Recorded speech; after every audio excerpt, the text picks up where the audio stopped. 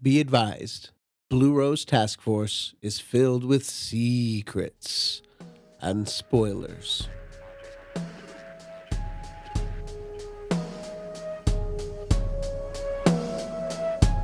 And it's a mystery. It's a mystery. I wish you the best of luck.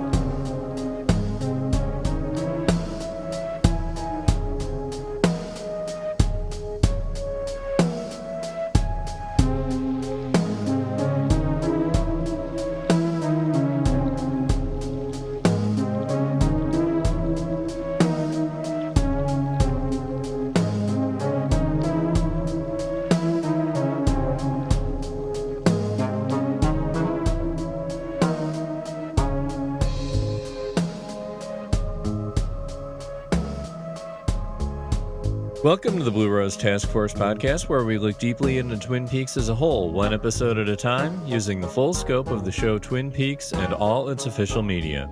We don't use the word canon, but we consider all official releases important because Lynch and Frost have approved their presence.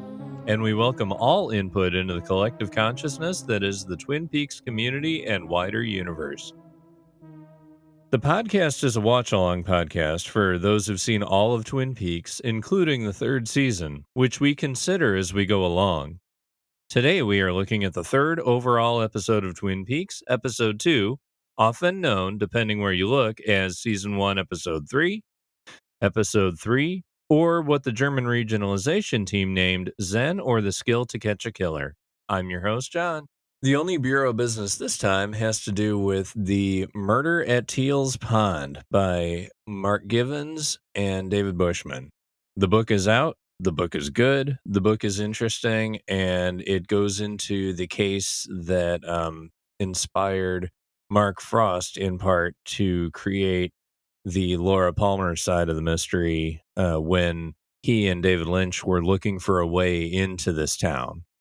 It's a good story. So, yeah, give it a try. You can find it pretty much anywhere, but I know that Fayetteville Mafia Press has it too. So, I think, Scott would probably like you to go that way, and I wouldn't mind it either. As far as episode 2 goes, Twin Peaks episode 2 begins with an awkwardly silent dinner scene with the horns, which gets loud with the arrival of Jerry and his baguettes. Ben depresses Jerry so much with the local news that they need to go to One-Eyed Jack's, where Ben coin flips his way into time with the new girl. James and Donna share their feelings after dinner with their parents, while Mike and Bobby talk money and drugs with Leo in the dark. Ed gets grease on Nadine's drape runners, and she bends her exercise equipment. Bobby sees what Leo did to Shelley. Audrey dances at the Double R, and Cooper brings everyone outside to throw rocks at bottles. Albert arrives to no one's pleasure except ours and Cooper's. Josie learns the mill has 2 ledgers. Leland dances with Laura's picture no matter what Sarah has to say. And Cooper has one of the most famous dreams to ever air on television. So that's the same plot we've known since 1990, but does it feel different to you since watching the 2017 iteration of Twin Peaks? What new questions have come to the surface with our new understanding? And there's a lot of it. Makes you think differently about all of it if you watch that show from beginning to end. So the questions that I've reframed things with personally is, who is on a similar frequency as the Red Room? How does the bottle rock toss scene describe reality in Twin Peaks? What is going on in the Palmer house? How does Cooper's dream describe reality in Twin Peaks? What kind of presence is Mike / Philip Gerard?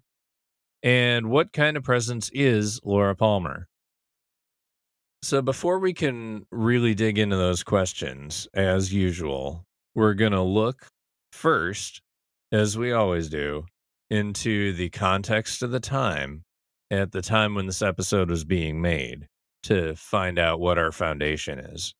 So episode 2 was made completely out of order. And most of the episodes were always written in order, but everybody knew at the beginning of production that David Lynch was going to direct this episode and he was going to have to direct it after he finished up making Wild at Heart. When it actually came into the window where Lynch could do it was as episode 6 was wrapping up, the Caleb Deschanel episode, and before Mark Frost really started the season finale, which is episode 7. We know that they filmed together, or that Lynch filmed in between these two because um, the the outside location that was not filmed within the warehouse of Van Nuys was the bar area of One Eye Jacks, and and Lynch, Frost, and Deschanel filmed there all at once. All 3 of their episodes got their One Eye Jacks scenes filmed there. As far as this episode goes, in particular, Dwayne Dunham, he was editing Wild at Heart.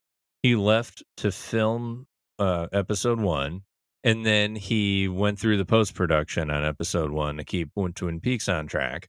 And then he went back to Wild at Heart, which coincided almost exactly with when Lynch filmed when when Lynch finished filming Wild at Heart. And so he and Dunham basically flip-flopped, except this time the post-production was being done at the same time. So he and Lynch were actually in the same building while Lynch was doing this. And that made Lynch also in the same building while Dunham was filming episode 1. It was interesting because Lynch could always be on hand to answer questions, even if he was working on his movie mostly. So even though he was kind of off to the side of everything, he could still field things from the Twin Peaks folks while they did their deal. Now, there was yet another way that things were filmed out of order because the dream sequence that Cooper has at the very last scene of this episode was filmed completely before the pilot was finished. Back in Washington, they filmed um, most of the scenes in Washington with all the way up through the Bob monologue, and then during the pilot's post production, Lynch came up with the Red Room sequence and like flew in Cheryl Lee and all this other stuff, and basically filmed all the backwards talking segments before the pilot was completed, and then that was added to the end of the pilot from the point where Sarah Palmer sees the hand reaching down to grab the necklace. That was subbed out for a scene where Laura Palmer's looking into Laura's room, and it's a darker shot, but Bob is actually still there at the base of the bed. It's just not that traditional one that Dunham ended up shooting. Um, so yeah, she sees that. She freaks out. Leland calls Andy and Lucy, and we see Andy playing the trumpet badly while Lucy takes the message from Leland, and then we see Hawk doing the sketch where they're going over to Sarah's house and like sketching out the main suspect. So that's how we get the Bob picture within the pilot or within the international pilot ending. Some other plot that we get in the pilot, we get Mike's monologue in the basement. We get, the voice of God, I cut off the arm, all that kind of stuff. And we do get Bob's, catch you in my death bag, all that kind of stuff.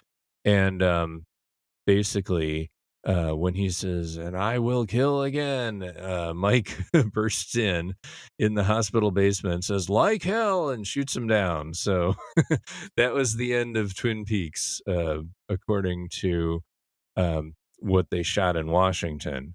Um, the epilogue that we get later with the 25 years later, and then it's in the Red Room, that was all actually done after the 6 weeks filming.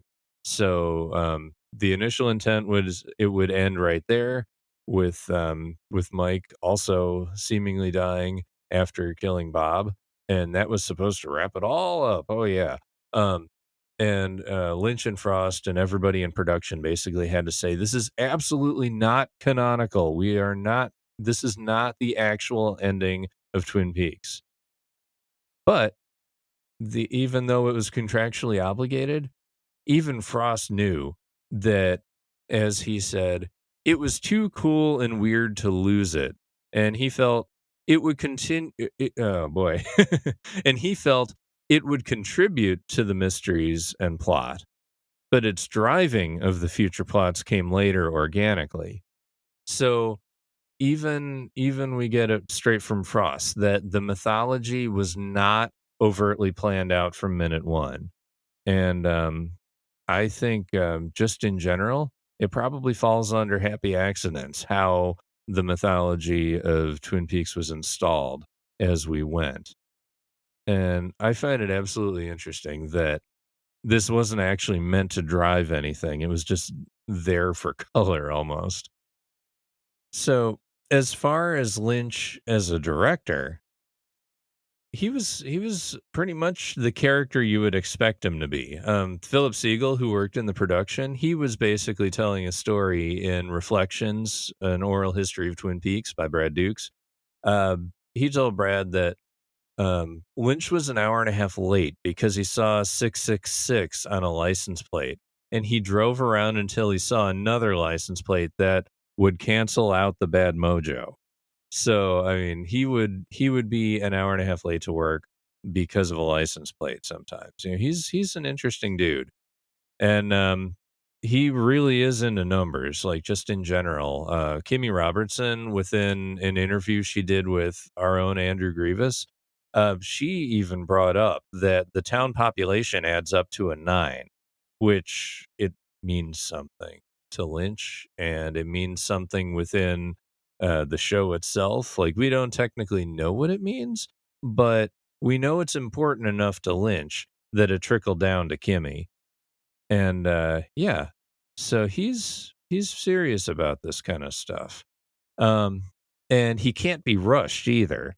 Like, you can try to make a regular production schedule and it's a little bit hectic, and everybody's trying to get done within the certain time, all the other directors. But when it came to Lynch, like, all the people trying to speed along production, like, he would not have anything less than his own vision done. It's like um he would spend so much time particularly trying to get one thing that he's looking for. And then then later on he'll do a bunch of scenes together as one shot, and he'll basically say, okay, you're going to be over here, you're going to be over here. And then, like, he would just do this whole thing in one take, and that's how he would decide to catch up. He made these bubbles where all the cast, all the crew were unified in this one particular creative purpose that he was looking for.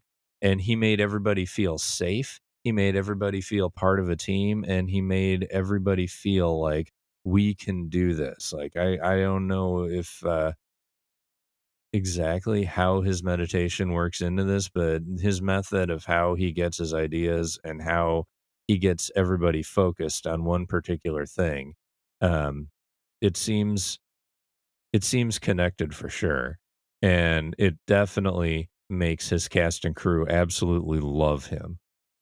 And then there's this other part that Lynch has where, like, famously in the episode 29 season 2 finale, he, like, threw out the whole script and redid it all.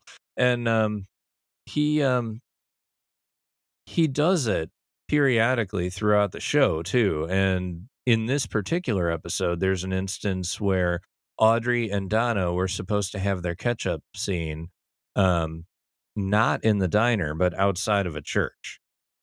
So, I mean, you figure, okay, first of all, you don't want to have an outside scene where you have to leave the building and set up a whole new location. I mean, from a practical standpoint, I can see why he would want to stay in. But he also, in this case, brings it into the diner where, you can have a conversation about Dale Cooper likes coffee.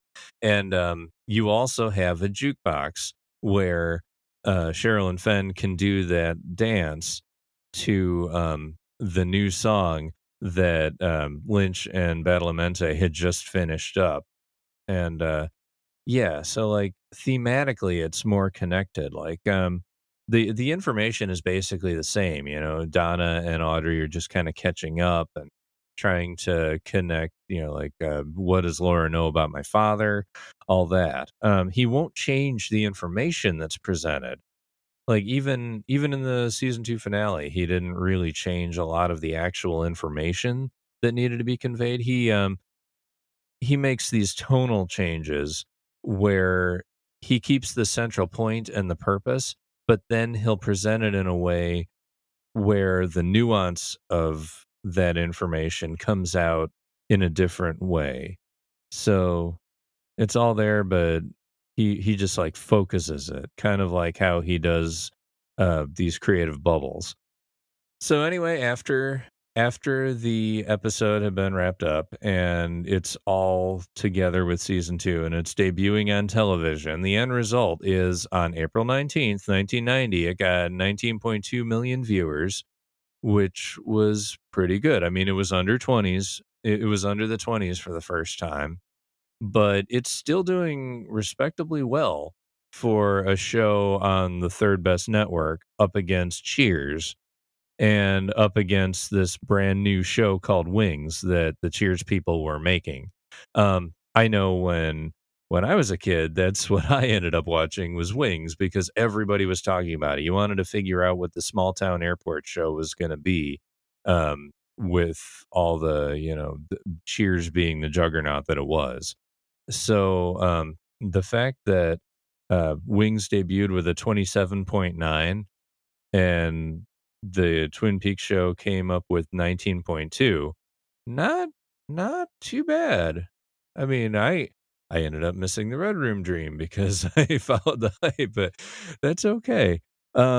Yeah. So it's starting to slide a little bit, but it's not doing too bad. We'll see how the public reacted to hearing about the Red Room Dream next week and how maybe lower the ratings actually are.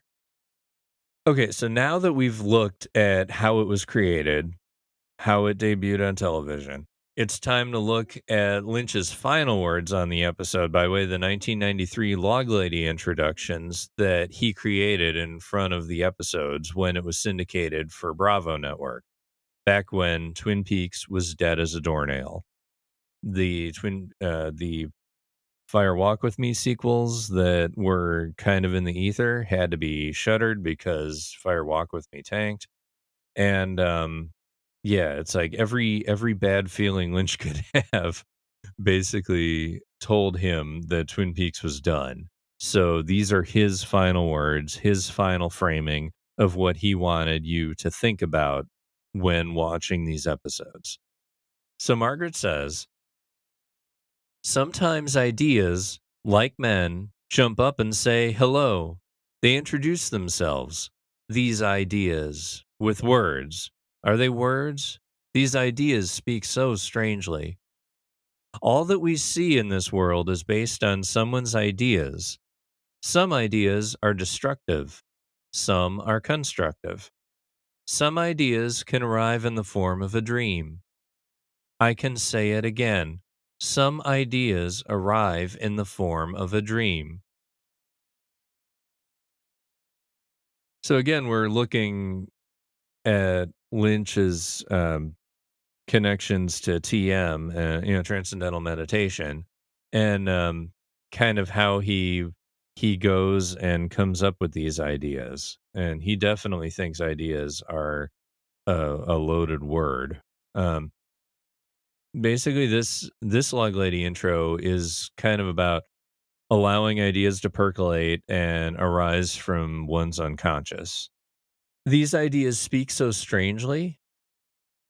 I know it makes Elle think about the uncanny, like how dreams form truths into strange and mysterious symbols. Um, Twin Peaks codes its clues for both Cooper and the audience in the signifiers, and as Elle would mention, also the Jungian perspective. It kind of turns things into archetypes and symbols. And I know if Lynch isn't bringing that, that Mark Frost is for sure, because he's all about young. He would have read Man and His Symbols, definitely. And when this dream was decided to be included as a clue for the audience, like as um Frost was overseeing the writing of this season, he was definitely looking at this dream as something to decode into archetypes and symbols to get to um, future understandings. Margaret says, ideas like men. So there's an equation here. Like, are Mike and Bob personified ideas? Is like everything from the lodge kind of a personified idea? Like, do all of the lodge spirits have a symbol that they are playing a part of? I I think up to a point, like maybe that's where they start, and maybe that's where they finish too. I'm not exactly sure how to put that, but I like that it's here for us to use as a magnifying lens for things as we go. One thing that I keyed in on here is some ideas are destructive, some constructive. Um, it's definitely in keeping with my take on what the dream is, because it's not the dream isn't a positive or a negative frequency. It's both of them, because like you think about Nadine in high school, it's like it's sort of it's it's a delusion, just like some of these things that we'll see that are definitely negative, like where Bob and the people who can see him are like, that's a definite negative frequency. But then there's these sort of positive frequencies too, where you're like thinking about like how rich we're gonna get, and it's like it's good for the soul to have a spot where like you can kind of heal yourself and recharge yourself, and dreams are good for that too. And like Elle told me once, we need the positive and negative because they're powering the dream. I thought that was a really nice way to put it. And yeah, like I think it's absolutely spot on too. So Margaret also says some ideas arrive in the form of a dream. And I mean, this is pretty cut and dry what it means, but it introduces the importance of dreams, because up to this point, it's like people would mention like somebody's, talking about, like Donna last episode talking about, being in a dream and a nightmare all at once. And episode one, or the pilot, has a whole bunch of that too.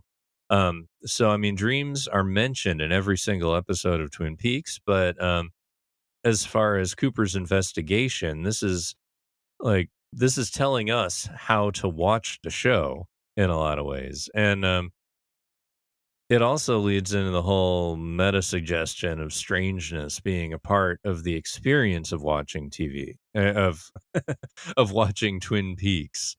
Um, allow the strangeness, like we allow the dreams to present ideas in a strange and unsettling form, but it will still uncover truths in us. Whether it's from a young perspective or just how you can, um, look for the big fish when you're meditating. It's all in there. Okay, so now we've gone through the Log Lady intro with Lynch's final words, quote unquote. And now we're going to consider Lynch's next set of final words, which was the 2017 variety of Twin Peaks. Now that we've seen all of that, how are we going to apply what we've now known to what we used to know with episode 2?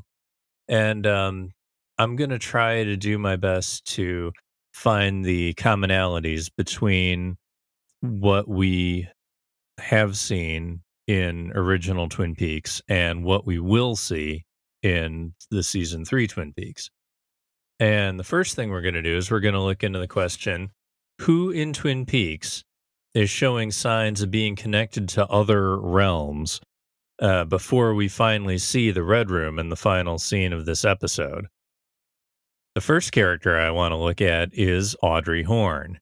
I mean, she says it in this episode. Well, every episode, somebody says something about dreams. Like last episode, it was Donna saying, she felt like she was in a dream and a nightmare all at once. And Audrey definitely says it right before she starts dancing at the double R. Isn't it too dreamy? Um, it seems like music guides her through the series. And she kind of goes trance adjacent with the whole way the music kind of captures her and makes her dance right in the middle of the double R, no matter how many Haywards decide to judge her for it. Um, and it makes me basically think of how the little man from another place dances at the end of this episode. I mean, there's a thing about, music in the air and the birds singing a pretty song. It's like the lodge space and, the Roadhouse in season 3 has this all over it too, where the music almost puts you in a spot. It puts you on a certain frequency with its frequency, and it seems to bring out the internal processes a little bit more and puts you a lot closer to lodge space. Um, so yeah, Audrey with the music, and before that, she talks. Well, I mean, she talks to Donna about her crush on Cooper first. With the Cooper loves coffee, all that kind of stuff. But then she gets in and asks, like, Did has d did Laura ever tell you anything about my father? It's like she wants to get to the truth too, and she asks a couple different ways, basically says he used to sing to her, which again is a musical kinda connection, the weird lodge spacey vibe and, connecting that with music and connecting kind of the darker stuff with the lodge space. It kind of makes sense that Laura would have like a secret part of her life, um, also kind of cloaked in song, even if it is kind of the mundane level of Ben Horn, which, isn't nothing, but it's, not Bob either. Um, so we learn that Ben Horn kind of has a song connection as well as Audrey. Um, and Elle, she makes a connection. Our special guest host, she Elle basically has this idea that Audrey and the Horns are kind of a placeholder for the kind of family life we would have gotten from Laura and her family had Laura not died. Audrey being connected to Laura, it does make a lot of sense. I mean, you have it that, she's not protected by her family. That's pretty apparent even this early in the series. And she weaponizes her sexuality before it's weaponized against her. And we'll see that coming up a lot more too. And Elsie's connections to Ingmar Bergman's persona and there, with all the parallels that we can kind of see between her and Laura, there's a way that Elle likes the idea that Audrey could be the dreamer from season 3. No other character is woken up from a dream the same way.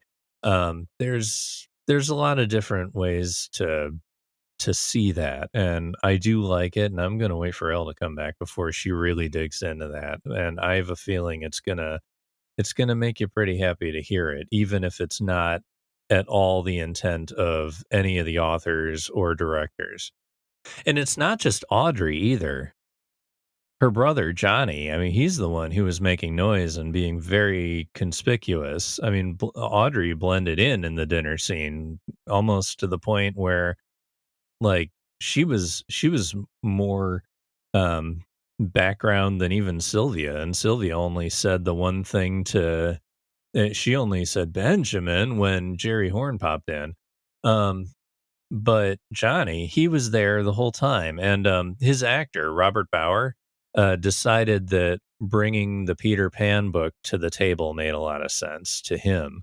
And I mean, it definitely does. It's a whole, I mean, Peter Pan and Never Neverland and Lodge Space. I mean, it's all of thematic resonance anyway. And it makes sense where Johnny kind of lives inside his head.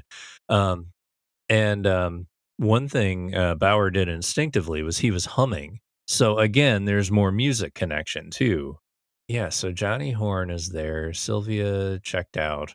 Um, and Jerry shows up in a blue shirt. And blue is a big, huge thing with Lynch. Like he doesn't let blue just show up for nothing.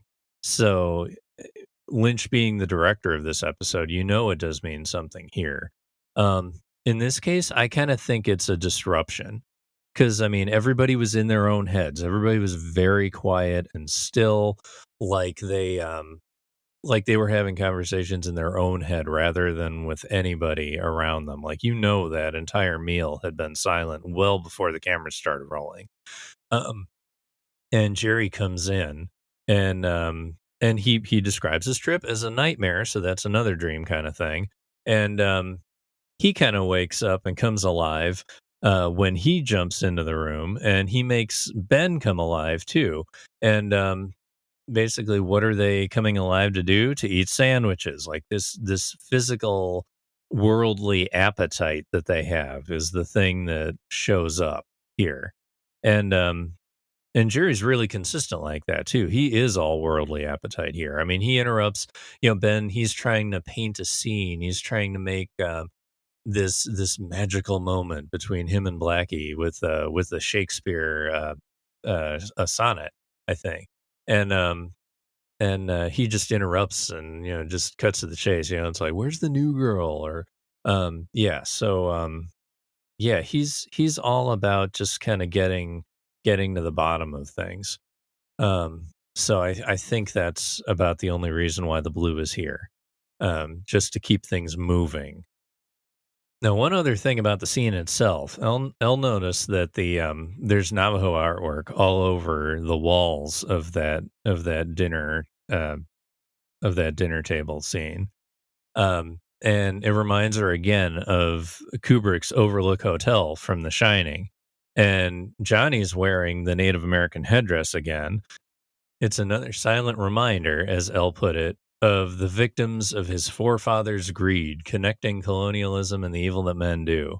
So, with the colonialism, we'll definitely be going into that a little bit more later on with the secret history. And as far as today goes, it has more to do with the connections to the Overlook Hotel from The Shining. Um, but what we also get is with Ben's "always a pleasure." It seems like his major thing is that he's a father figure and he doesn't offer much at all, if anything, in the way of support, guidance, or love to his family, and possibly even worse. Those are all observations Elle had at one point, and I absolutely agree with them. Um, One note that I found interesting was in the hallway when Ben tells Jerry of Laura's murder and the Norwegian's deal fell through. Jerry reacts to the news in absolute reverse order, going backwards. And I'm not saying he's Lodge Spacey, but in season 3, he is kind of stuck in the woods. And here we also have him. Um, Behaving like from a negative standpoint where it's all appetite, all want rather than need. So going like reacting to the news backwards is pretty much thematically on point. Um, when he says he's depressed, his brother has this solution to go to One Eye Jack's and, there's a new girl. Um, so yeah, what Elle found with another clue to The Shining is all work and no play makes Ben and Jerry dull boys, which was seen in Jack Nicholson's typewriter in the Overlook when his wife realizes the work he buries himself in and avoids his family with is more sinister than she thought. Just as The Shining gives us terrible clues, Elle would say, that Jack is abusing his child. Twin Peaks opening shots lead into similar mazes of trauma. Another way to connect The Shining is with Jung's Red Book, which Carl Jung wrote in the midst of psychosis. It's actually there in The Shining as a prop. Like he actually uses this book as a prop in The Shining, and it's pretty apparent that the hotel was a symbol for collective trauma, and that trauma, which is, I mean, it's likely hidden in the Great Northern with the way, people get pulled into drawer pulls and whatnot. Um, and it's absolutely parallel to the Palmer House, which, we see enough there. Um, that kind of trauma actually plays out in One Eye Jacks, and that's where they go. Now, is it's it's apparent to me that Lynch introduced One Eye Jacks and the Red Room at the same time, and there's a lot of similarities, which I'm going to go into. But there's this open question of, is the Red Room the echo of One Eye Jacks, or is One Eye Jacks the echo of the Red Room? And I mean, you could say yes to either of them and not be entirely wrong, no matter what you say, because it's just not nailed down. But regardless of which is an echo, or if there is officially an echo, the um, the physical real world equivalent of the Red Room is One Eye Jacks, at least in theme. Um, so yeah, Lynch debuted them both here himself in the same episode. Um, there's an interesting sound design right away. The neon sign, the J, it crackles loudly with electricity every time it goes off. And Lynch is a sound design kind of guy. He wouldn't put it there if he didn't think there was a reason for, like, a negative frequency kind of vibe. Um, like it's there on One Eye Jacks, but within the same episode, um, Big Ed's gas farm, Lynch shows that the neon sign from there, and it's absolutely silent. So yeah, there's the positive kind of frequency, and then there's the negative kind of frequency, and the One Eye Jacks definitely fits the bill for that. Um, there's other kind of connections to it, and with One Eye Jacks, I mean, later on we'll see the wallpaper. It's the same wallpaper that they use in the Chalfant painting that the grandmother gives to Laura in Fire Walk with Me, and Laura hangs on her wall, and it's the same wallpaper as we see. And I mean, as far as I'm concerned, the picture that Laura has and the Dutchman's, which we'll see later in season 3, are basically the same location with the same wallpaper, same doorway, same.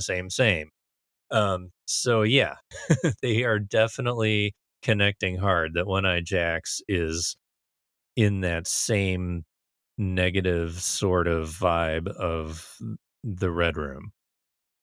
And not to say that the Red Room is all negative, but it definitely has connections that are negative. Yeah, and I mean, the most obvious one is that there are red curtains. And the red curtains, Ben walks into it literally. The new girl takes him in there.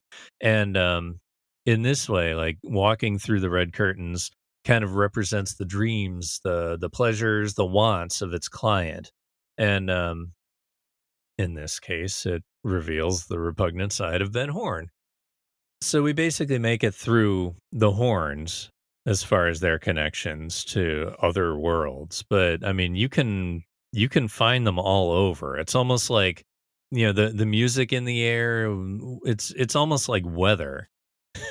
The lodge interacts with the area around Twin Peaks. I mean, sure, maybe the barriers are just weak. Maybe there's just something about the place. But we'll hear Harry talk about it, that there's just, something in the woods. Yeah, so we can see it present with with Donna's scenes, um, in sort of this way. Okay, first there's a pre-scene where we see a fireplace, and that's the establishing shot where she's talking with James. They're on the couch, and then her parents are going to bed. They're talking about church in the morning. The fireplace is only there because there was a fireplace in the Horns dining room, and it just kind of goes from one fireplace to another, just to kind of thematically show like this is a positive family experience where everybody's communicating. James is complimenting Mrs. Hayward on the food, like all that stuff, all the good wholesome 50s stuff that Lynch absolutely loves. Um, yeah, so there's a really short pre-scene, and there's a lot of pre-scenes here actually. Like right before the One-Eyed Jack scene, there's the pre-scene of the boat going across the water. There's a really short pre-scene before the rock toss scene where we look at the donuts right away, and that's what's kind of fueling that scene. And all we see there is Cooper and Harry and Hawk and all them measuring out the distance of a pitcher's mound to a home plate between Cooper and the bottle, and that's all we see there. And I kind of feel like why set up like do a really quick establishing scene and then a bigger scene around it in a little bit. I think it's to kind of set up the rhythm where Cooper's going to bed, and then we have the whole dream. So like there's falling asleep, and there's that stage of getting ready for the experience that's to come. um and for the Donna and James scene, the next time we see them, we hear the clock ticking. The grandfather clock is the first thing we see, and they're sitting in the scene where Bob crawls over later on, and that's neither here nor there. I just want to note that it's like, oh yeah, it's that couch, huh? Um, so the clock ticking is very similar to how Cooper's room is. Before he falls asleep and after he falls asleep, you can hear the clock ticking in his room. So there's like this metronome. It's like you could call it percussion, I guess, but you could also call it um like a it's like an obvious thing that says you are living in the moment right now, but it's like also sort of trancy. So yeah, it's almost a certain amount of a positive vibe that they're in, because you can feel like the love energy rather than fear energy here. And James and Donna, they're talking about how it was always meant to be that they were gonna probably be together.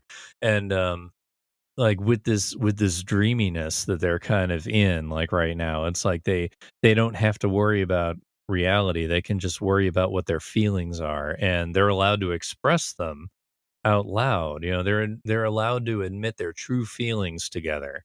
And it it kind of gives another a young vibe. Carl Jung, that young, not their age.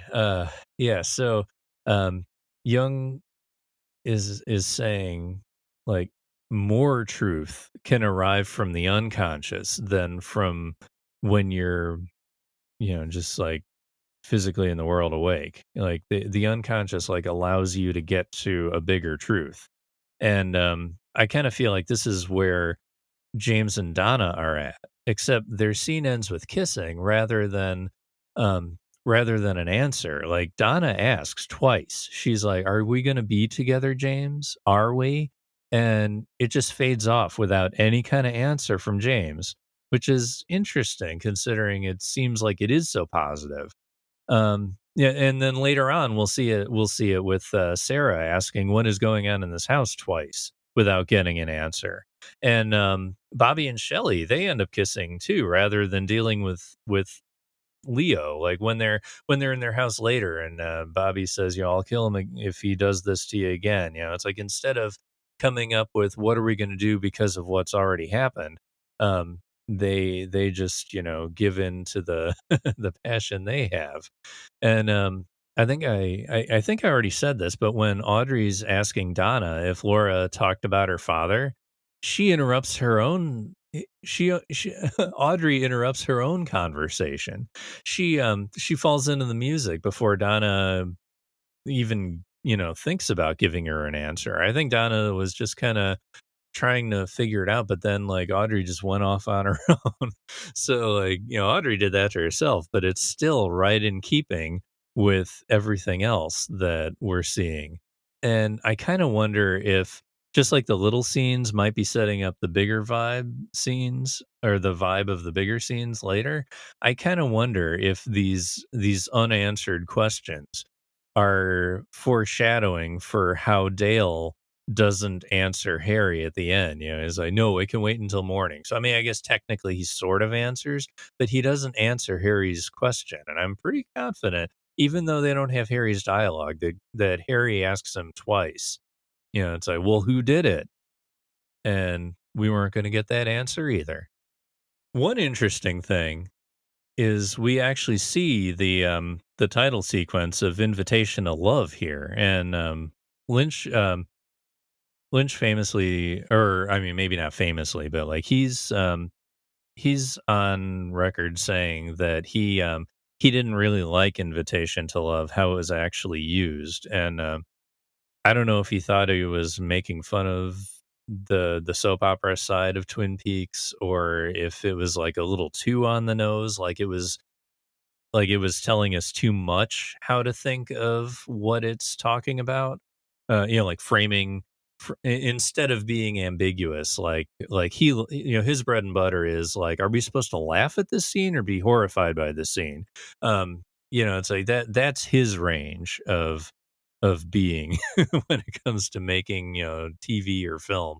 And I kind of wonder if the Invitation to Love stuff was framing it too much in like, okay, this is how we're supposed to see this parallel. But anyway, um, for as much as he didn't want it to continue into season 2, I find it really interesting that the very first time we see Invitation to Love is in his directed episode.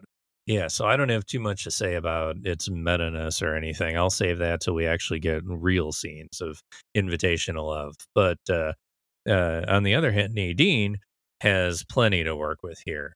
She's definitely on a negative frequency first. Like the first thing she says to, well, I mean, not the first thing, but it's like she actually says, "You make me sick," and the sickness, pain. It's like it's all in there with a negative frequency vibe that she's kind of stuck in, and she's so stuck in this mode.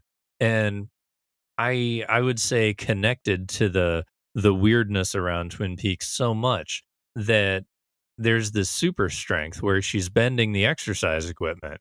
And I mean, she's the only one with super strength in the first 2 seasons. Um where's the other time we see super strength though? How about in part 13 when Mr. C decks what's his name?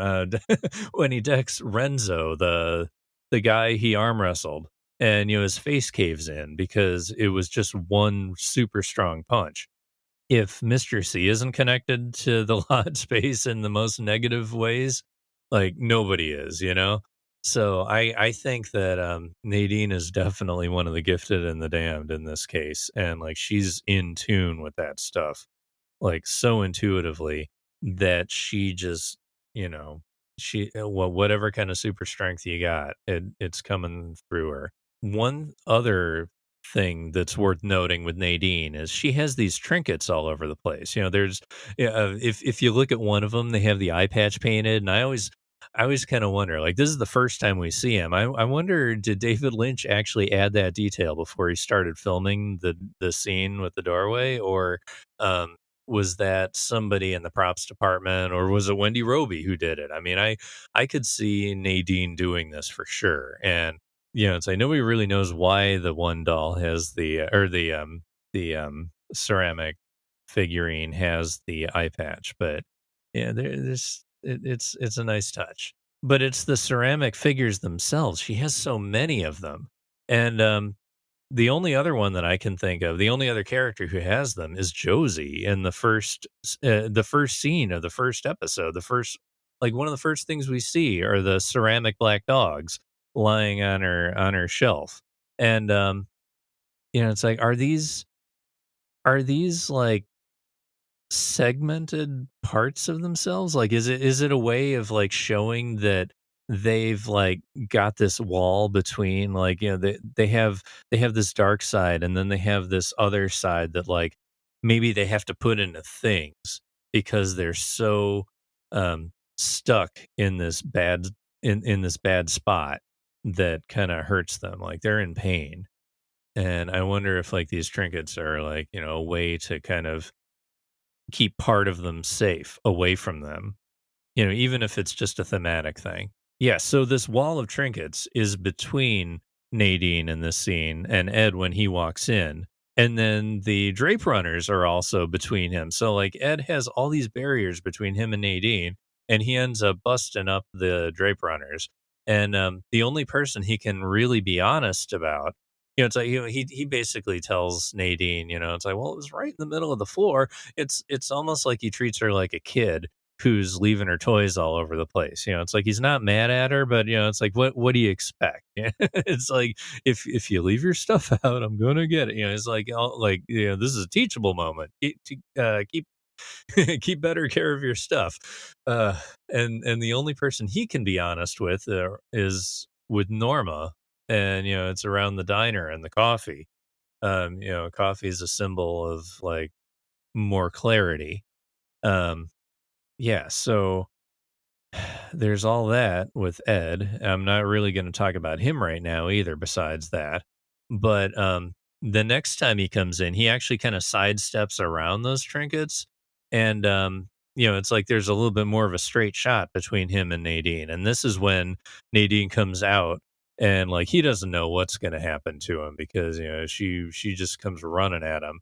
But it turns out she's super happy because, the grease makes the drape runners silent, and so on and so forth. And what it turns out is like, not only is Nadine super happy, she is dreaming big. We're going to be so rich. She's already got this illusion of where it's going to go.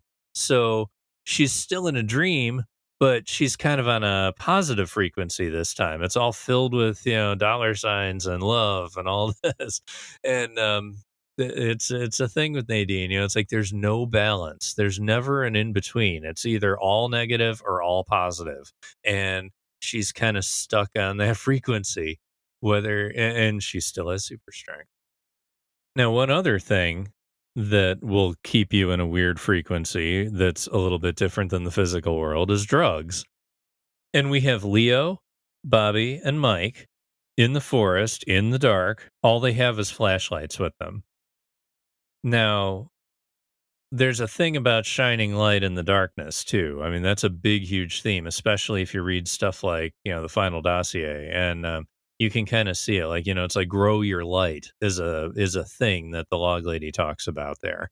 Um, so I find it really interesting that there's these little flashlights shining light on the faces sometimes, and like one of the only times Leo shines light on his face, he seems to, that's when he can actually admit that he knows Shelly's cheating on him. And he doesn't have a complete answer for it. It's like he can kind of see the signs, but he can't pinpoint it. And, it's like he's not on a clear enough, compassion based frequency to be able to see it. Now, Bobby, he realizes Leo's onto him here. He's scared here. And then he sees the result with his own eyes with Shelly later. And yeah, so that's kind of his spot in all of this. And then Mike, he gets the light shine on his face and everything. I mean, it's more of a thematic thing. I don't even know if Lynch intends this or if he just likes, people when they're talking to have the light on them. But, either way, I feel like if he's giving somebody dialogue, it's like to be able to say your truth in a way. Um, and at the end of that scene, Mike basically voices that he's done. with the whole thing. And I kind of think he is. I can't actually remember, and I'm going to keep an eye out for this. Like, is the next time we see Mike, is he actually going to be done with all the drug stuff? I know he comes back to help Bobby out with Leo's boots, but that's after Leo's already comatose. So, um, yeah, it's like, is he there just to help his friend, or is he still part of the thing he just said he's done with? Definitely worth noting. Um, but yeah, they're kind of all three of them kind of wake up to their situation. You know, it's like Bobby realizes that Shelly's in danger. Leo is able to admit that Shelly's cheating on him, and Mike figures out, I'm done with this. Okay, and then there's the hooded mystery man. I think that was just Lynch, throwing in a thing. I mean, I got a good joke that it's Andrew Packard, but it's like it really doesn't matter who that guy is. Um, yeah, the more important stuff that I'm seeing as far as the theme stuff goes, um, Bobby and Mike do not use nicknames, and I don't think they use nicknames with each other at all from this point forward. So, like, no more Bopper, no more Snake. I'm gonna keep an eye out for that too, because it's gonna be really interesting if they do backpedal. But yeah, it's like there's a little bit of light shining through, and they're starting to figure stuff out. Okay, now we're getting in a little bit more specifically focused questions. Now that we made it through all the different people that have their scenes, now, how does the bottle rock toss scene describe the reality in Twin Peaks? Now, this is a classic example of a Lynch bubble scene where um, Kimmy Robertson talked about it in Reflections, an oral history of Twin Peaks. She basically said, like, he Lynch puts these bubble, like, it almost puts everybody in a bubble where, like, they're all tuned to focus on one particular goal. Like, Lynch, he'll basically tell the cast, he'll tell the crew, it's like, okay, this is what we are going to do. This is your part, this is your part. And, like, he gets everybody to focus and work very hard to get to these things. And I mean, I mean, as far as I can tell, the, the way Cooper sets the scene, I'm pretty sure this is the way Lynch does it. It's like Cooper is setting up everybody to understand their purpose, understand their role, and then basically create this intuition circuit where the energy and the creativity just flows free. And in this scene, the characters, they're going to get an answer of where to go next, and Lynch is going to make this scene work, like, very quickly, very efficiently, and very positively. So the first thing Cooper does is he sets the scene for all the lawmen and Lucy. He basically talks about Tibet and meditation, and he literally says mind body coordination, hand in hand with intuition. It's like the mind is kind of the lodge spaciness, the body is the physical world. It's like the two states need to work together in combination, and that has to work with intuition, which is the intent behind the fire, to quote Hawk from part 10 of season 3. um, you have to have an intention so that you can use the mind and the body in unison to achieve the goal. So after he gets done talking about Tibet, he tells Harry to read the names and explain the relationship to Laura. So that kind of ties into, it can be said aloud now. So saying something out loud means something. It makes it a little bit more official. Um, Hawk holds the buckets with the kitchen mittens. And, I mean, I know Lynch said that he only did it to, because it made him laugh. He thought it'd be funny if Hawk had the mittens. But also, I mean, it kind of insulates him from the charge. The rocks are not getting Hawk's energy from Hawk. It's like the rocks can be there to be charged by Cooper, who gets the name and the relationship to Laura. And Andy stands by the bottles. I don't know if he's just there to be a witness, kind of like Sam with the glass box. You know, it's like somebody has to be there by the bottle to watch it break. I don't know. Um, and then Lucy checking the name off when the bottle breaks, writing it down. And Major Briggs in the final dossier basically said, you know, don't write anything down. And Ray Monroe, you know, he wasn't supposed to write down the coordinates. You know, it's like basically if you're writing it down, you are officially making it real. And I kind of feel like that was Lucy's role. You know, it's like make it official of what's next. And then Cooper is supposed to take the rock, say the name, charge it up with intention, and then he throws the rock toward the bottle, and whatever the rock does, it does. So basically it seems like Cooper is giving direction to the energy that is going through him, and that fits in with the strong sender stuff that he talks about. And you know, if this is all a bunch of hooey and woo woo to you, you know, all power to you to come up with a different angle that makes sense because they are there too. So what happens when the rocks are thrown? Like, where do they land? What happens? When James is called out, it hits a stump on the right. You know, it's like, okay, he's close, but not quite. He's not quite related to the final moments of Laura.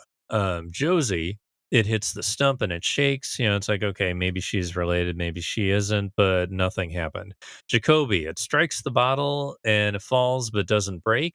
Um, you know, he was trying to help Laura by getting in her head. You know, it's like maybe he really was fairly close to her mindset at the time. I don't know. Johnny Horn, it completely misses and hits the garbage can. That totally makes sense. Norma, it hits the ground and then shakes the main stump. You know, she's grounded. She's kind of a foundational. You know, she's somebody you can lean on. And then Shelly, it bounces off a nearby tree and hits Andy. Yeah, and Harry says, "Yeah, where there's no sense, there's no feeling." You know, is it because you know Shelly's just way off base too? I mean, you know the empty clang of the garbage can is what happened with Johnny Horn, and then you know Andy gets hit, so like the helper makes the noise this time. So maybe Shelly's kind of like this, you know, positive helping force. I don't know. Um, so yeah, after Andy gets hit, Harry walks over, basically asks that this really came from a dream, and Cooper in one of the actual um, one-to-one answers, he says yes. Yeah, so we don't get many answers in this episode, but that is definitely one of them, and it means something. Um, the next word or the next person they're going for is One-Eyed Jacks, and it's the gist of why it's there is because we need you know the progression of the plot. You know, we need the location revealed as the the place where further investigation needs to happen. So, you know, we get that. And I find it really interesting that Hawk thinks, you know, it's like, oh, maybe it's Big Ed's wife. And, you know, it's like he has Harry is the only one who knows about One-Eyed Jacks as the location. I don't know if it's because it's Canada or what, but I mean, Hawk is, you know, I mean, he's a tracker. He's this, he's that. You know, he's connected enough where you would think he would think of it or know about it or appear to know about it. Yet he's more knowledgeable about the higher plane, the lodge space connected realm. He's very good at that stuff, whereas Harry isn't. So you know, it's like they're almost establishing right here that Hawk is more spiritual and Harry is more worldly, and like they balance each other out that way in a way. So we figure out that you know this really came from a dream. We get the next place we're supposed to go to further the investigation, and then after that, we get Leo Johnson's name called and the bottle breaks. And then we get the next person we're going to go investigate. So the immediate aftermath of this we get the next scene where Albert arrives and we see Lucy reading about Tibet. So, Lucy's expanding her mind and it's very sweet and very, very nice that, she's kind of connecting to this and wanting to learn more. There's not really anything else besides the dream itself, but I'm wondering the night before, Cooper blows his whistle, which is a sound trigger, not unlike what we'll get with Pennsylvania 65000 later, or the Screaming Courtyard Girl before. It's like Lynch loves these sounds that work as like some kind of it's almost like pressing a button and making something happening with sound. And this cue brings up the phone ringing and he answers it, and Hawk's calling in about certain things. One of them is that he calls about the one-armed man, and it's absolutely suspicious without cause, which today, like you're like, oh man, it's like they're suspicious about a guy who just happens to not have a left arm. I mean, oh my god, like how how complicated is that? But back in 1990 when this debuted, everybody was still very cognizant of The Fugitive. I mean, it's a couple years away from when Harrison Ford and Tommy Lee Jones are in the Fugitive movie, but everybody still knew about Richard Kimball, on the run from the law, and the only thing that he can do to clear his name from, you know, everybody thinking that he killed his wife is by finding the one-armed man who did it. And it's like, so I mean, finding the one-armed man is just it was TV shorthand back then for something. Like, even if you didn't know it was from The Fugitive, that was just still a thing that was mentioned. It's just, like a known shorthand. And so at the time, it, of course you should be suspicious about a one-armed man, I mean, it's just a thing you do. uh, so it didn't age well. The reference is definitely lost on a lot of people here, but that's where it came from, and that's why I kind of give that one a pass. So we hear about the mention of the bloody cloth, and we'll see that after the rock toss thing too, right before Albert shows up. But the main thing here is the night before the rock toss, when Cooper could sleep on it, he hears about a one-armed man, and he gets that almost like it could be a clue, and then he sleeps. Then the rock toss happens, and then he sleeps again, and then we get the dream where the one-armed man shows up. So I feel like even if there's not like even if like hearing about a one-armed man doesn't seed the dream, or like it introduces the concept enough for Cooper that it almost feels like it could be a cause and effect. It's like there's all these little details that get into Cooper's brain.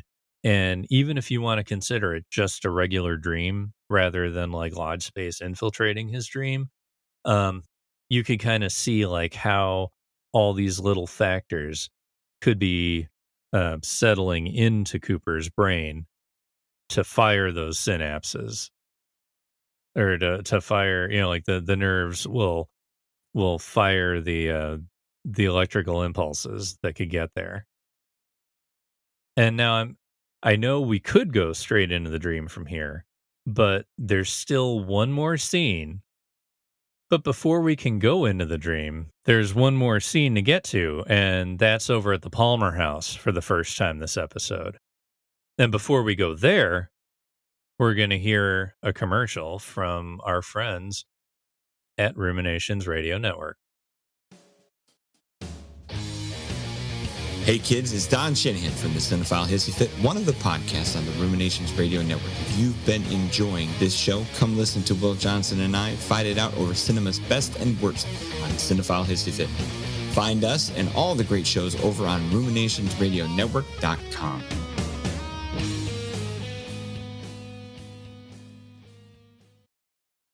Okay, before we get into Dale Cooper's dream, we've got one more stopover at the Palmer house.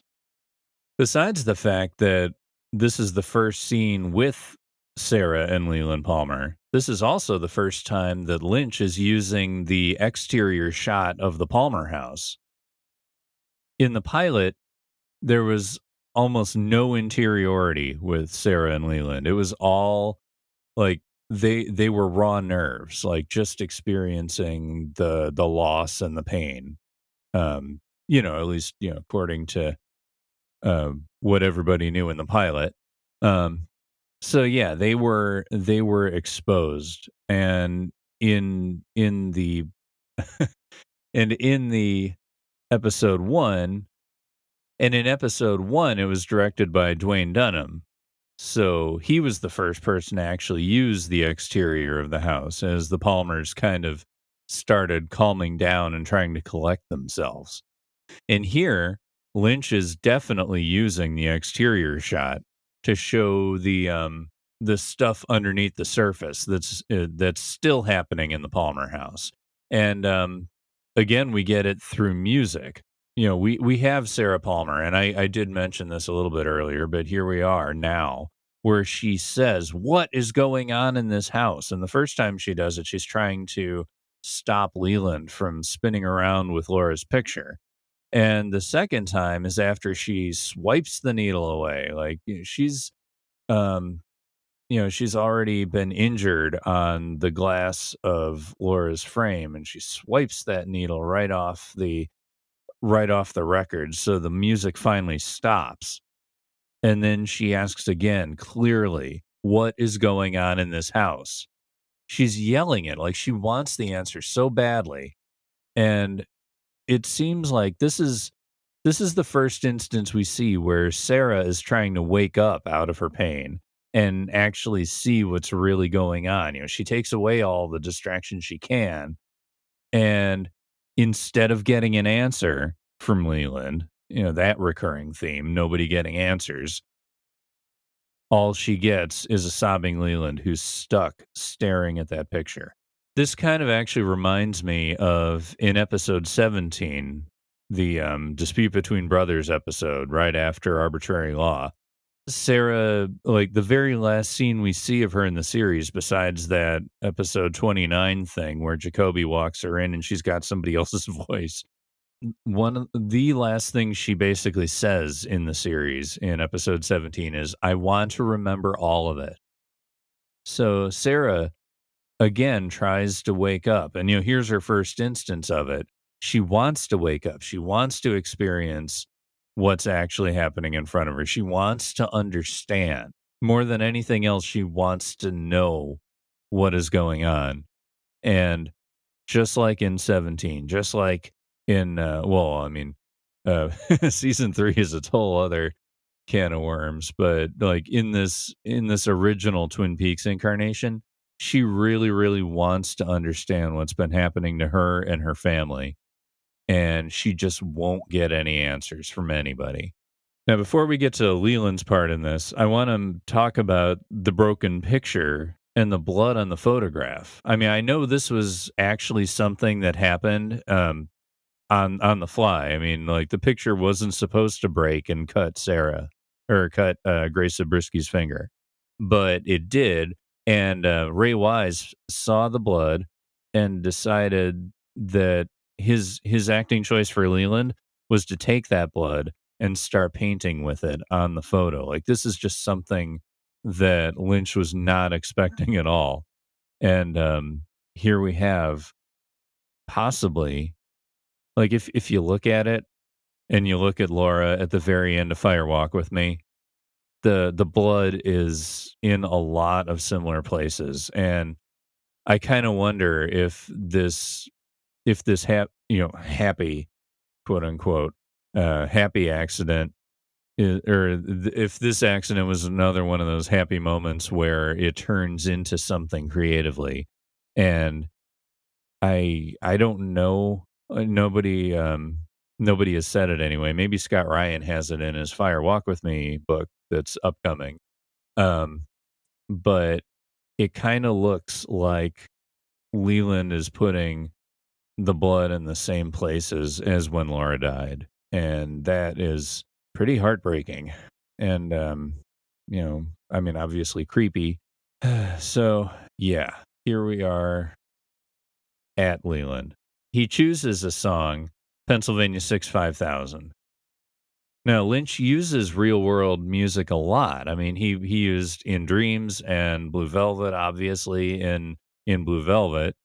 So he's already got a taste of how that works, like from a licensing standpoint at least. So I'm sure he got that all figured out. But in Twin Peaks, like he uses um the Louis Armstrong song, What a Wonderful World, and in episode 14. He uses Take Five and Green Onions, among other things, in season 3. Like he's good at using songs um from outside the Angelo scorebook that kind of personify what a scene needs. And why this song right now? Well, I think it's because of the telephone rings that are part of the song. It's their they use the telephone to act like it's to punctuate. It is percussion in the song too, even though it's a telephone ring. And we get 3 of them at random points. It almost feels, in this case, like it's somebody trying to enter the scene, kind of like that phone that rings but isn't answered in Carrie Page's house in part 17 of season 3. Um, but it also, I mean, it adds to the cacophony for sure. Um, the first time it rings, we are shown Laura's picture, and that's the first time we see Laura's picture. And then Leland picks it up and starts to cry a little bit. And then when the ring happens again, his cries start to turn into that like guttural shouting stuff that, I mean, I would consider it's probably a lot of Bob influence coming through here too, even though obviously Ray Wise didn't know it at the time. I mean, he used that same kind of roar that's full of pain to be a bit of Bob voice too when he had to take that part on. Um, and then the third time we hear the ring, it's just after Sarah comes in, but like she's looking back and forth and back and forth. And when it rings again, she decides, instead of going to the record player, she chooses to go to Leland to get him to stop first because she needed things to stop. And while she makes the music stop, she can't make the score stop because towards the end of that scene, right before it goes to commercial, we hear Laura Palmer's theme creeping in, and it's it's thematically there to remind us of what really happened again. Okay, here we are at long last at Cooper's dream. And the first thing I'm going to ask is, did Dale invoke this with his Tibetan method? The main question is, how does Cooper's dream describe the reality of Twin Peaks? And it's going to describe, I mean, less, we've moved now from the lodge spaciness being a fog that can roll in over people, and we are getting into the main thing now. It's like, how has Dale figured out how to come to lodge space even though he's, still in his bed? And the first question in that is, did Dale invoke this with his Tibetan method? So did he ask for this meeting? Did he sign himself up for it with the bottle rock toss scene? Um, did he create the space, or was it already here? Because we don't know anything that happened in Fire Walk with Me at this point. We don't know. We didn't know um, if this was all, subconscious things from Dale's mind that he's absorbed over the last couple days, like Hawk calling him, mentioning a one-armed man, things like that. And this is all just, shaking out for him to, um, analyze his dream and do a dream interpretation. It's like we didn't know if lodge space was even a real thing. So it's worth asking, is Dale Cooper the guy who originates lodge space? And I mean, like it's a hard thing to make that case, but I mean technically, you could be the dreamer, or there are ways that you can go off on paths for this.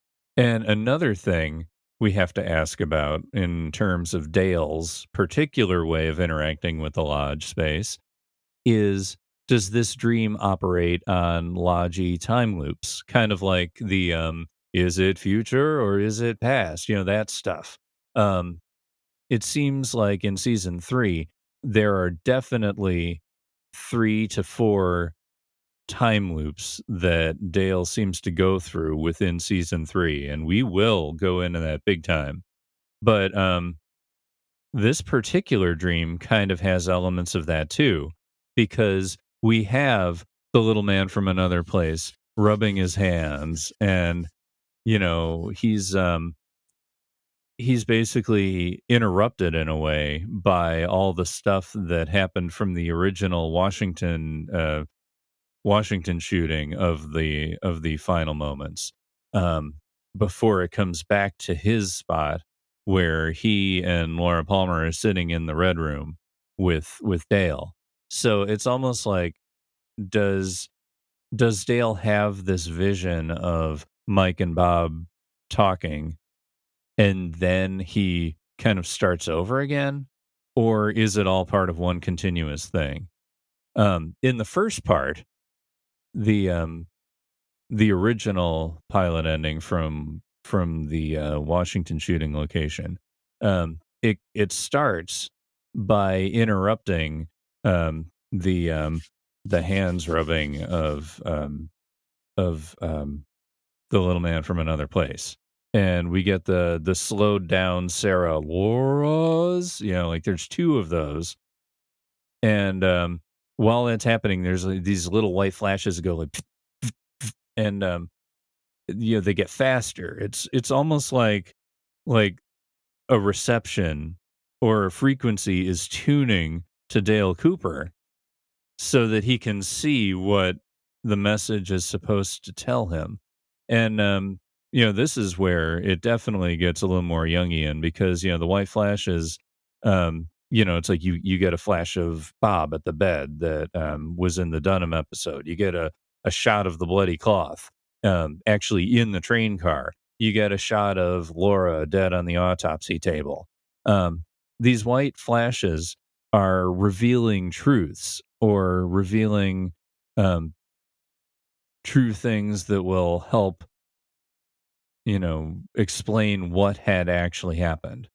One other thing that it makes me think of is in part 14, when Leland and Bob seem to be fighting for control over Leland's body. There are these white flashes, and the last strongest white flash seems to imply that Bob has taken over.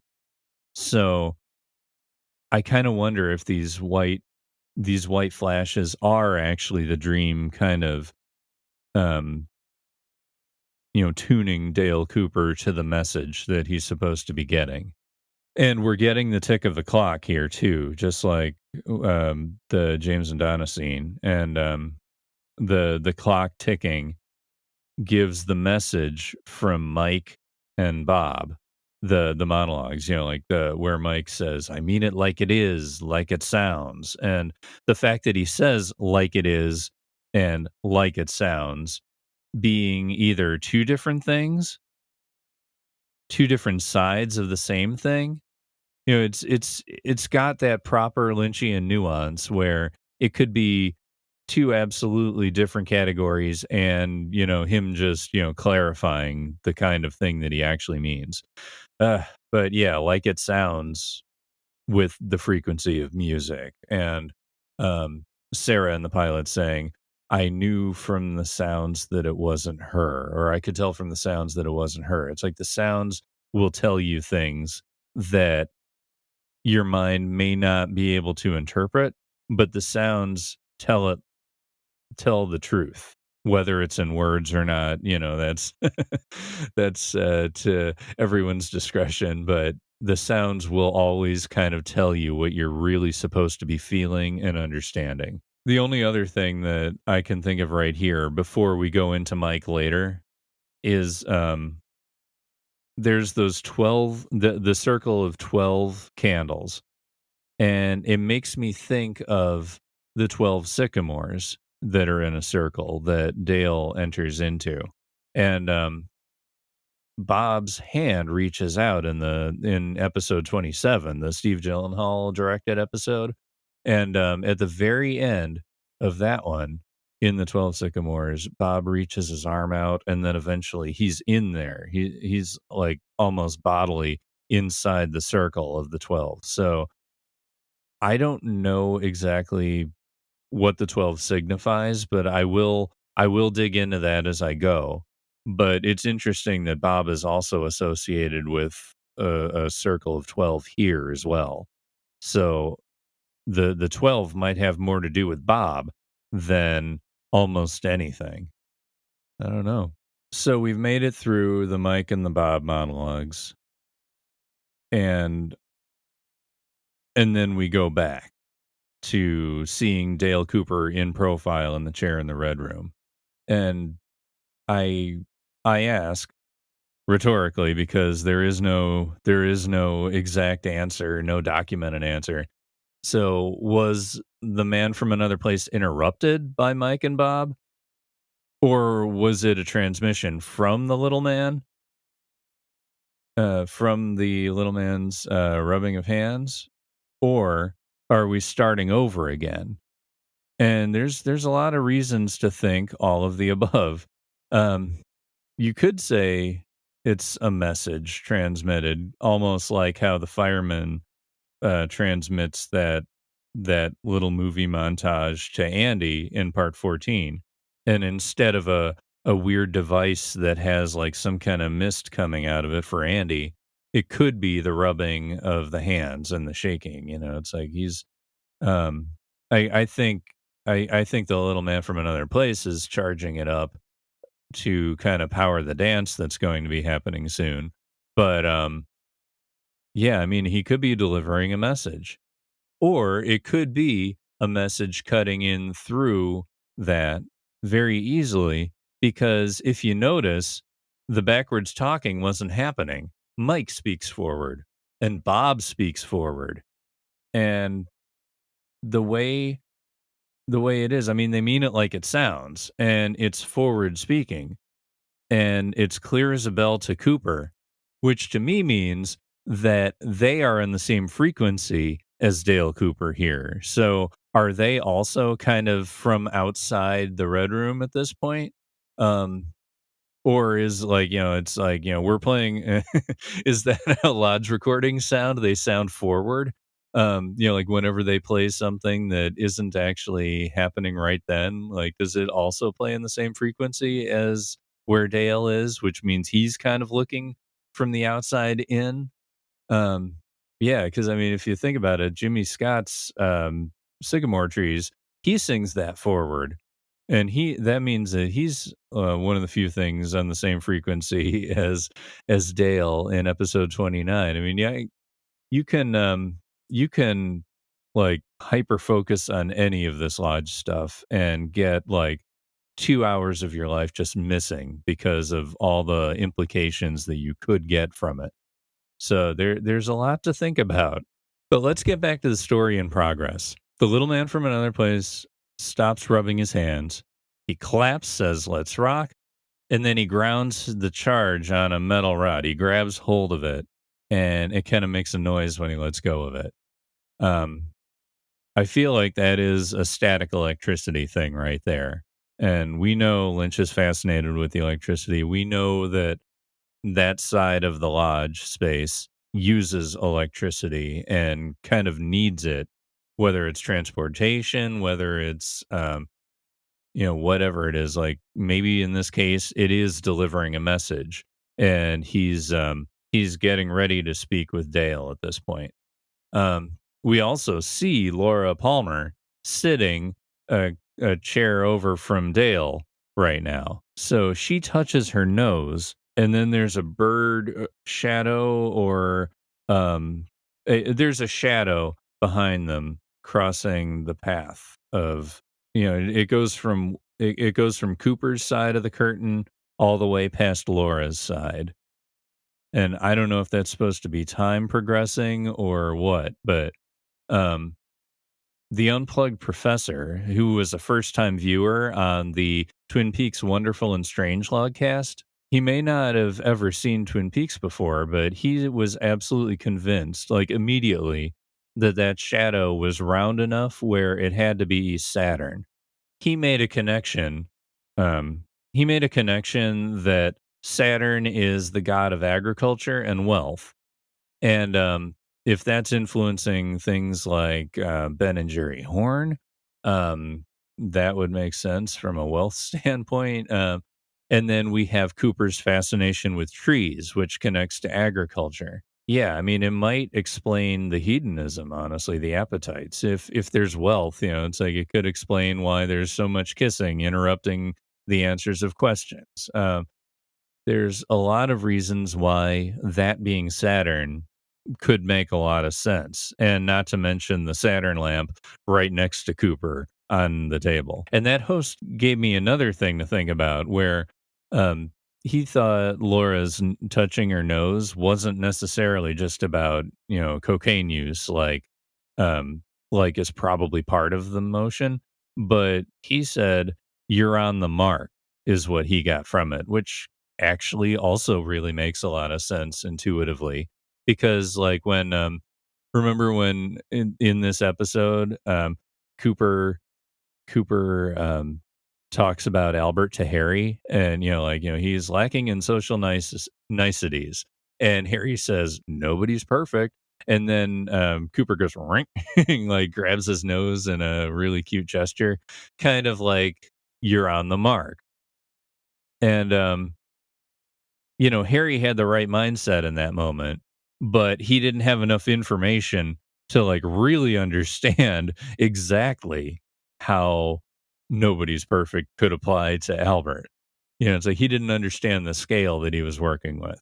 And I kind of feel like um, if the nose thing is a repeated visual pattern for Dale in this moment, it's because he's on the right wavelength and he kind of has the tools to frame things, but he has no idea just how big or um just how much nuance that can apply to this situation that he's in. We get that "gum you like is coming back in style," which will be a line that comes back.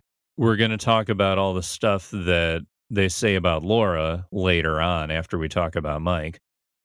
And then we get the little man getting up and doing his dance. Laura goes over to Dale, kisses him, and whispers. And then we don't get the answer. And besides Laura's message that was literally only delivered to Cooper rather than us, besides that, the most striking thing is how there's a strobe light effect while the man is dancing, and he's mostly lit in it, but the very back of the red room is still lit normally. So from the back we got light, and then from the front we get these little flashes, almost like lightning is covering people. It's just a strobe effect rather than being a strobe effect through darkness. And the way Lynch uses light is always important. Um, in this scene at the very beginning, we see Cooper in bed, and the light sweeps. There's a spotlight in his dark bedroom that starts from his feet and goes above his head at the beginning.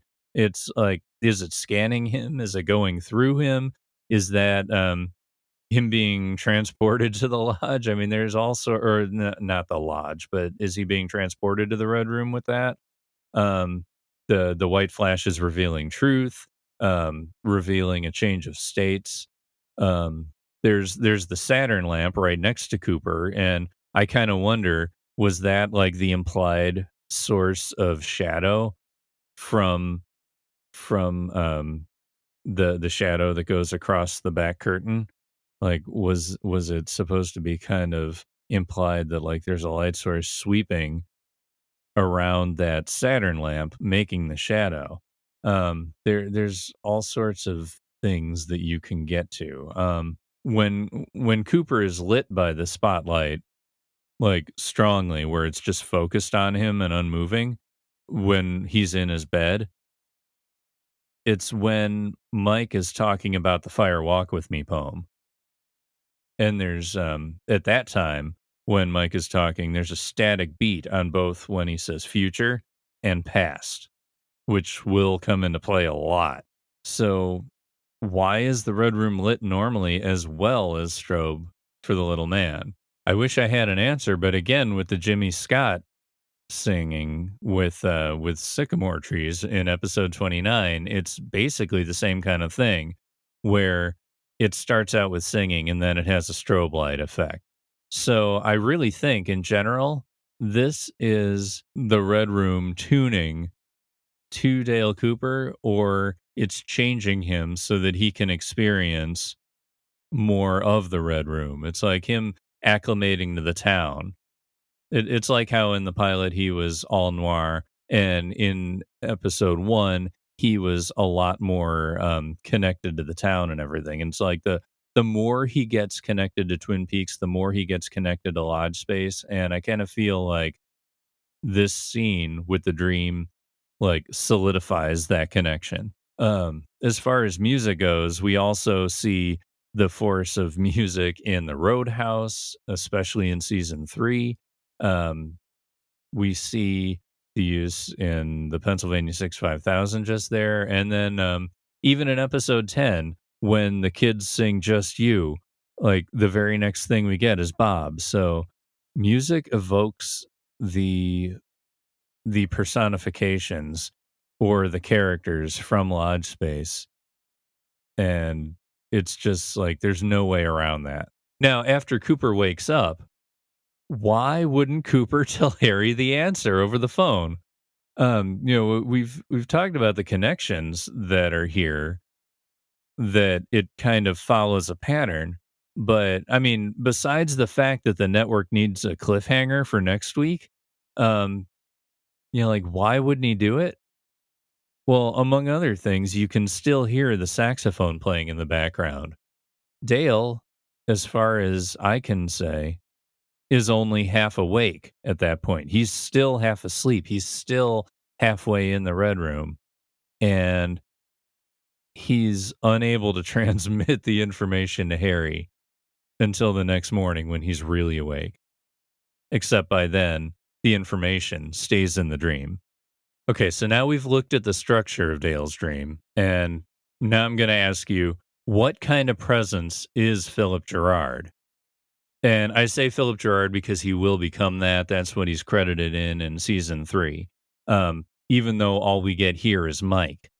So other Phillips that are noteworthy is obviously Philip Jeffries.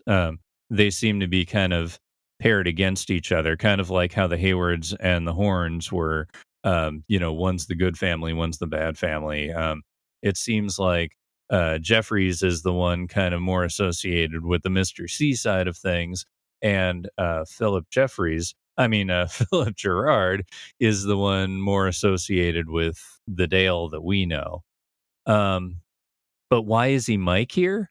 Well, the nickname thing again. I mean, Bobby and Mike stopped calling each other Bopper and Snake, but you get all these things over the course of time. There's Richard and Linda from part 18. There's part 17 and 18. There's Carrie Page. It's like she's not Laura when she's in this weird state outside of herself. There's the Great Went, and even Laura calling herself the Homecoming Queen is kind of like putting something over her own name. Nicknames is a thing associated with drugs. It's associated with not being yourself. It's probably associated with I like to remember things my own way from Lost Highway. It's a code that Lynch has, and that to me says that even though he's speaking in the same frequency space as Dale, like they're still in an altered state from physical reality, because Philip doesn't even know his name could be Philip. He just says his name is Mike. And as far as the forward talking goes, I mean, it's a practical thing because David Lynch hadn't come up with the idea of the backward talking yet, because that was the Washington side, and the backward talking didn't show up until the post production was already happening in Los Angeles. Um, and the only other time we get where he and Mike were on the same kind of frequency, and Mike is speaking forward, is in that part 17 scene at the Dutchman's where Mike invoke or where Philip Jeffries invokes fire, walk with me, and he speaks forward. And that's when Dale's on his way to ask to go back in time. So we get that's a good way to frame it. Like Dale and Mike and Bob's scene all being in the same frequency. It's like they're all kind of trying to break into the red room at this point, or they're all in process of doing it.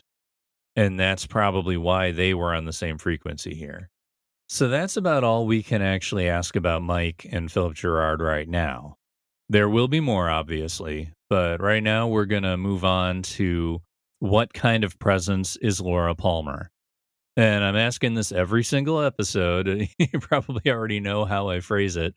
But you have to ask because every single time we get a little bit more information about Laura, and we already know she's lodge space adjacent or connected to it. And we've got to look at the information we get as we go. And here we get Lodge Laura, which could possibly be a whole different character besides Laura. And she's in a room with Dale, and there's the Venus de Medici behind her. The Venus itself isn't probably connected to Laura, but she's connected with Laura right now. There's a part of a Wikipedia entry that basically says that this Venus is like protecting, like she's covering her her breast and her hip area, and like it's almost like she's almost acting as if surprised in the act of emerging from the sea. So I have a feeling that describes the room more than it describes Laura. It's like you're entering from a dream and you're joining here, which means like you've left the water of where you come from, and now you're on this whole different level with a whole different way of operating. So yeah, I think it's more about the symbolism of entering the red room from a dream. As far as what we've seen from Laura up to this point, we've seen her on the video, one saying "Help me," which we've talked about that, and so up until now, we've seen Laura on the video dancing with Donna. We've seen that video and then her saying "Help me," which we've talked about in the previous episode. We've seen her in James's memory, which is like the way he wants to remember things. We've seen Laura's face projected over Donna's face as seen by Sarah. So like she's already been kind of creeping out into the world in various ways, and it feels supernatural already by how many people there were who didn't even need to be told she was she was dead, and that being mostly Donna, Leland, and Sarah, but there were other ways of feeling that way too. I kind of feel like you can make a really strong case that that's the way the Red Room seems to push out into the physical world. And is this Lodge Laura the one who has been pushing out? Is she the one who said, "Help me"? There's a lot of things that is happening. Is that truth? Like the way the truth is being pushed out? Is it kind of like how we see the giant announcing Maddie's death in the roadhouse, or like waving his arms like no when Annie wants to be queen, or when she says she's going to enter Miss Twin Peaks? I mean, is this another element of the lodge trying to reach out. The actual dialogue of the scene, the man from another place says, "She's my cousin, but doesn't she look almost exactly like Laura Palmer?" And then Cooper defines her as Laura. Like, he says, "You are Laura Palmer," and then asks, "Are you Laura Palmer?" So, like, he gets less sure as he goes. Um, so if she's a cousin, does that make the man from another place and Bob brothers? And that this Laura here was fathered by Bob?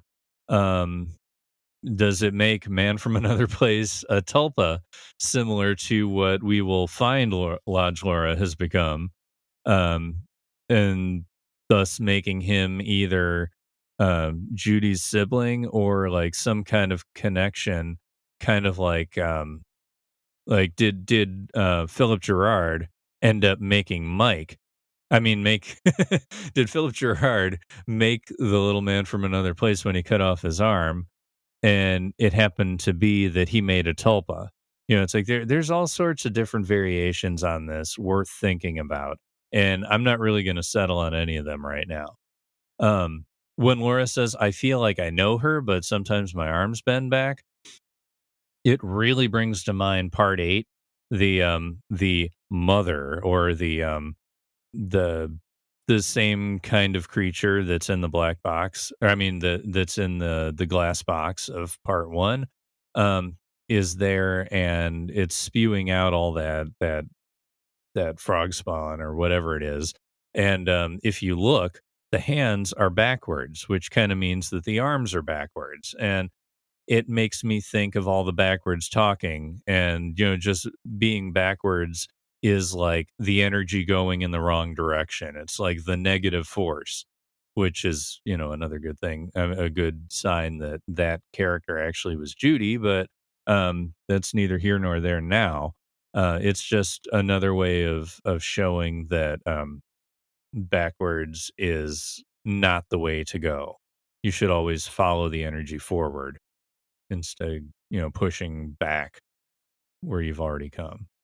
Um, and then we have the little man saying she's filled with secrets. And that makes me think of Secret History of Twin Peaks, where we get a lot of differences between secrets and mysteries. And the way that the archivist says, I'm gonna quote the archivist here, basically saying secrets are human made to obfuscate truth and maintain power. So did Laura have secrets from herself that she isn't able to deal with because of fear or being on that kind of a frequency? Um, is she holding on to the secrets to basically keep power within herself while she deals with what she's dealing with? Okay, so I've already mentioned that Lodge Laura is basically a tulpa. We find out enough things where we can make that. I'm going to consider that to be the thing. Um, Maybe not absolutely true, but it's true enough where I want to explore that path for a while. So if Lodge Laura then was a tulpa, Lodge Laura now is probably a tulpa. And I'm thinking specifically about J.C. Hotchkiss's piece, the reincarnation and the return, part 1. It's one of the 25 years later side articles that's over on TV Obsessive. She talks about a tulka concept. Um, and she also is she's doing the thought experiment where the she's supposing that the 2017 peaks is based around reincarnation and emanation, which Lynch is, he's already on that thought train here. I mean, he's been believing this sort of stuff for a while, and it would make sense that it would already be um that he would already be laying stones that could turn into that path with time once he sits with ideas long enough. Um, and Well, in JC's article, she attributes this concept to Cooper, but it can also apply to Laura here to a degree. And she quotes His Holiness the 14th Dalai Lama of Tibet's webpage here. It says, emanation before the passing away of the predecessor, the Made Tulka. Usually, a reincarnation has to be someone's taking rebirth as a human being after previously passing away. Ordinary sentient beings generally cannot manifest an emanation before death, the Made Tulka, but superior bodhisattvas who can manifest themselves in hundreds or thousands of bodies simultaneously can manifest an emanation before death. Within the Tibetan system of recognizing tulkas, there are emanations who belong to the same mind stream as the predecessor. Emanations who are connected to others through the power of karma and prayers, and emanations who come as a result of blessings and appointment. JC also suggests that Laura's gone into the first level of Bardo of the afterlife. And this one she got from spiritualtravel.org. The quote here is, as such beings appear, they are sometimes frightening to the individual because of their spiritual power. Their appearance is accompanied by powerful lights and sounds that frighten and bewilder those who have not encountered intense spiritual states in the past. The spiritual light is described as having a terrifying brilliance and as luminous, clear, bright, and sharp. So obviously we're talking about season 3 a lot at this moment because, Laura, she flips her face forward and all we see is this light shining through. Um, and we also see how tulpas can enter greater reality, or at least reality influenced by lodge space. We've got Diane in season 3. Lodge Laura was pulled away from her she was pulled away in part 2 the same way that Diane was pulled away right before she appears in the Red Room in part 16. And what we know for sure is that tulpas are created for a purpose. At least the Cooper versions can be that Philip Gerard makes. And, again, maybe he ended up making the little man from another place this way, whether by accident or not. So if Laura is that kind of a creation, if she is a tulka or a tulpa, um, is she basically part of Laura that cannot move forward? Does she need to reveal truth, or does she need to have truth revealed to her in order for her to continue on in the cycle of reincarnation? Like, is she at an early step? There's definitely enough connections to consider this Lodge Laura a tulpa already. And we even have a possible creation point, which is when she took the owl ring. We have Ray Monroe, who showed up in the lodge after the ring went on his finger. OG Dougie, same thing. He wore the ring, and then, like, at least part of himself was transported into the Red Room. Mr. C, he appears in the Red Room after the owl ring is placed on his finger. So, at least at minimum, a part of a person is transported into the lodge. I mean, same thing happened in Fire Walk with Me. Laura was in the lodge, even though her body was still on Earth in the plastic on the water. It makes me wonder if the ring is placed on a finger after or around the same time as they die, is the trauma of that manifested into this character. And we can go back to the Log Lady introduction, where some ideas, like men, like where the lodge spirits or denizens or whatever you want to call them, like, is every character in there an emanation of an idea? And the fact that Laura might need to understand that she died, how she died, it fits in with that. Another thing with the way the owl ring has been coded over the years with its lore, in understanding season 3, how the fireman brings back some memories, part of my Electricity Nexus column over on TV Obsessive, I made a connection to Ronnie Rocket. If and I'm going to read from that article. The bad guys have to kill Ronnie inside the city because otherwise he might come back as a memory in the physical city. Or he might come back as a memory. In the physical city, he'll die in his body and people will remember him in their hearts. But if he dies a traumatic death in the second dimension, becoming a memory means something much more. The strongest events, like Ronnie Rocket implies, appear to manifest in lodge space into a physicality of their own, not unlike ghosts. They form into things like tulpas, and if you die and are sent to the lodge, you almost assuredly become a memory. So, thanks to the ring, did the trauma of Laura's death take shape, become a memory, and it's a memory that needs to be seen, then recognized, and then understood before it can recognize, let go, and evolve. Obviously, from there, I mean, 1,000 college theses could could be created. You could write, 17 critical analysis books just on that. And I will go back to analyze this for sure. But right here, that's about all the information that we can work with. I think all that's left to be done now is to do the sign off. You have been listening to the Blue Rose Task Force podcast, a production of Ruminations Radio Network and TV Obsessive Radio. If you resonate with what you're hearing, please subscribe, rate, and review our show.